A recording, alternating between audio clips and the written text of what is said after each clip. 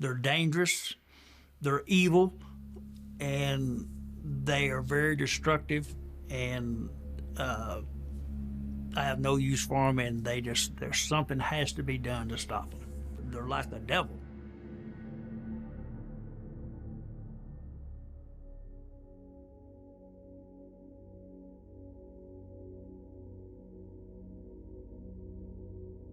The first place most of us encounter a pig is on our dinner plates, or in a children's tale. That'll do, pig.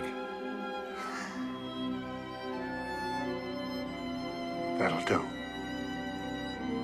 But there's far more to pigs than fairy tales and barbecue.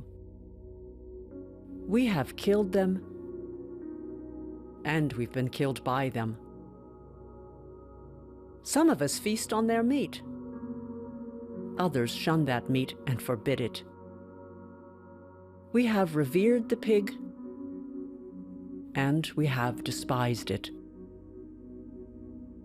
No other animal has had such a paradoxical relationship with us.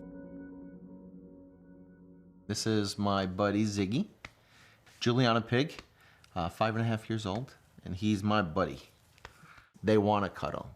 He's like, look at this guy. He could do this all day long. He's a lover. He's definitely a lover. I have always loved pigs since I was a little girl. I was one of those where everybody else liked the Disney princesses. I loved Piglet. I loved, Charlotte's Web. I know the love of a dog. I know the affection of a dog. Pigs take it to a whole nother level. They've got a place in my heart that I didn't really even know existed. Ziggy is full grown. He is almost 6 years old, and he is 175-ish, because I have not been able to get him on a scale in a while. And Zoe will be 4 in November, and she is about 75 pounds and full grown. My little Zoe was flown in from Michigan via Delta, because Delta's the only way pigs fly. You never know how smart or how compassionate they are. You never rationalize that. And I think if you're a pet owner, then you would appreciate a pig, because they're definitely smarter than the dogs, most definitely, and they're way more passionate and compassionate to you. Pigs have 29 different inflections that they make, different sounds for different reasons, and you can tell when they're happy, when they're sad, when they're upset. Sometimes they'll come out when they're looking for you, and it actually sounds like they're calling mom or dad. You can teach them anything. They love to cuddle. If you love a cuddle buddy on the couch, he's your man right here, buddy. And if you love giving belly rubs, he's it.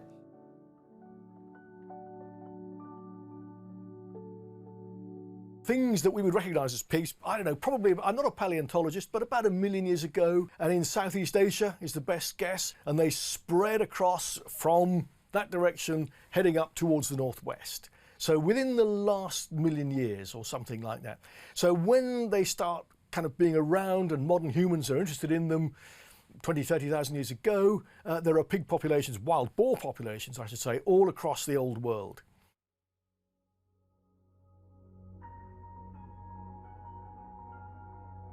Pigs were domesticated repeatedly.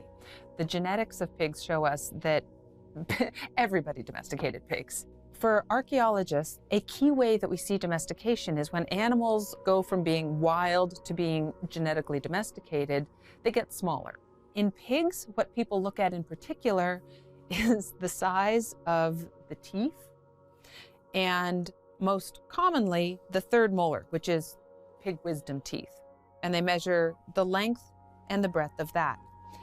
And if you go to southern Turkey, there's a site called Çayönü in particular, where what you can see through time, if you graph the sizes, the breadths and the widths of the third molar, is they get smaller and smaller and smaller and smaller through time. Hang on. Right. The provenance of the wild boar is limited. I bought him in a local antique shop here in Durham. The antique shop owner had no idea of his background. He'd come in a job lot, a house sale, and I watched him in the window for months. And the price was gradually coming down and down as nobody wanted to buy him. And in the end, I thought, so I wandered in and said, how much is it today? And the owner said, I've I'm going to sell it to a man from London who's coming up for it. I said, I'll outbid him, and I did. And I got him. So I took him home in great pride, and my wife said, get him out of the house. I'm not. So he lives here in my office.